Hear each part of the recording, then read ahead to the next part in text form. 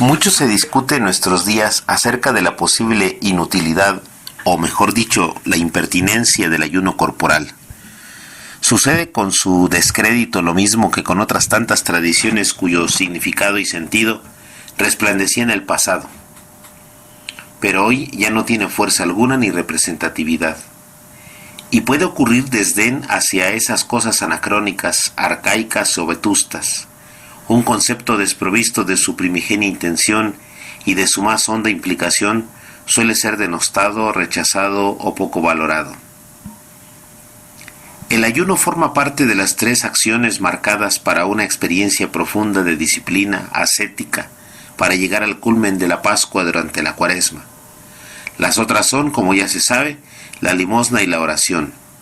Van unidas porque no hay un ayuno fructífero sin una buena oración y sin una proyección por la vía de la caridad mediante la limosna. Siempre que en el mensaje cristiano de la revelación aparecen tres conceptos interrelacionados, consecuentes o entrelazados, no podemos dejar de pensar en la técnica enunciada por San Agustín y continuada por santos de la altura de San Buenaventura o Santa Catalina de Siena, a saber, la visión trinitaria para su correcta hermenéutica. Eso aplica para estos tres conceptos. Podríamos decir, emulando la regla audi ora et labora de San Benito, ieiuni ora et da, ayuna, ora y da, de donde se sigue que el ayunar está en consonancia con la persona de Dios Padre. A él aspira a tener experiencia en lo más profundo del alma por medio del dominio de la voluntad, de los sentidos y de las pasiones, tal como el mismo Cristo experimentó cuando padeció las tentaciones en su retiro en el desierto. La oración evocaría la presencia de Jesús y la limosna la expresión caritativa del Espíritu Santo. Ayunar sería, pues, el equivalente a preparar nuestra alma para el encuentro con Dios, prepararla por medio del dominio de las pasiones. El ayuno sería la acción corporal concreta por la cual pasamos de un plano físico de sacrificio y hasta de mortificación para cerrar la posibilidad de cierto deleite de los sentidos que nos puedan distraer de la posibilidad de sentir a Dios. No es, pues, una mera acción de abstenerse para rememorar o evocar la precariedad de los que carecen de lo elemental. No es que debamos ser indolentes, es que el proceso comienza con la preparación personal, luego la invocación de la ayuda de lo divino y luego la acción. Es un proceso. La riqueza litúrgica de la Iglesia en el ámbito bizantino cuidaba por demás los elementos que podrían conducir al espíritu por los senderos de la experiencia meditativa.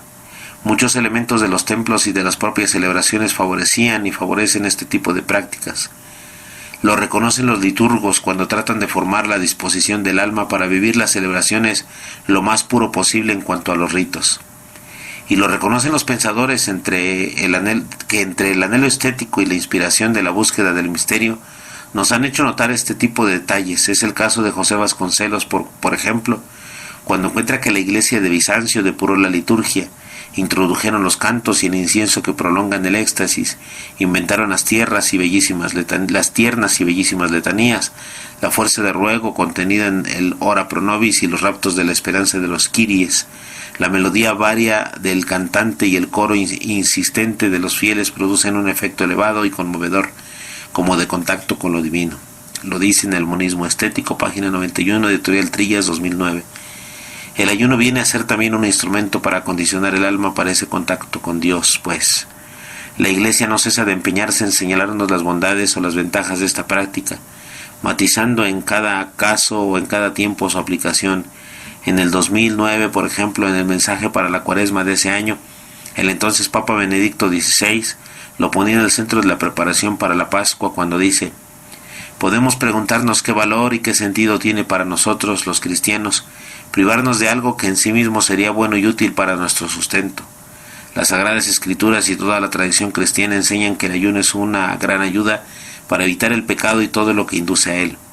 Por esto, en la historia de la salvación encontramos en más de una ocasión la invitación a ayunar. Ya en las primeras páginas de la Sagrada Escritura el Señor impone al hombre que se abstenga de consumir el fruto prohibido.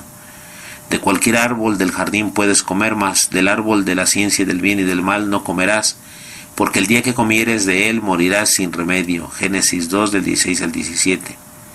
Comentando la orden divina, San Basilio observa que el ayuno ya existía en el paraíso y la primera orden en ese sentido fue dada a Adán. Por lo tanto, concluye, el no debes comer es pues la ley del ayuno y de la abstinencia. Confróntese el Sermo de Yeyunio, página 31, 163, 98.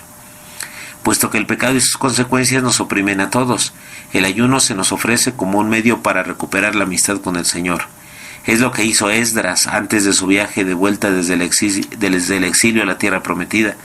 Invitando al pueblo reunido a ayunar para humillarnos, dijo, delante de nuestro Dios. El Todopoderoso escuchó su oración y aseguró su favor y su protección. Lo mismo hicieron los habitantes de Nínive que, sensibles al llamamiento de Jonás a que se arrepintieran, proclamaron como testimonio de su sinceridad un ayuno diciendo, a ver si Dios se arrepiente y se compadece, se aplaca el ardor de su ira y no perecemos. También en esa ocasión Dios vio sus obras y les perdonó. Eso dice Benedicto XVI. El ayuno es, pues, una oportunidad preciosa para reconciliarnos con Dios. Es una señal de humildad de nuestra parte para postrarnos ante el Rey de Reyes. Nos prepara internamente porque nos hace recordar la precariedad de nuestra vida. Cuando no se puede ver más que como una prohibición, resulta una carga y un sinsentido. Ojalá podamos dotarlo de significado y podamos practicarlo con la idea de acondicionar nuestro interior para la oración y para la caridad.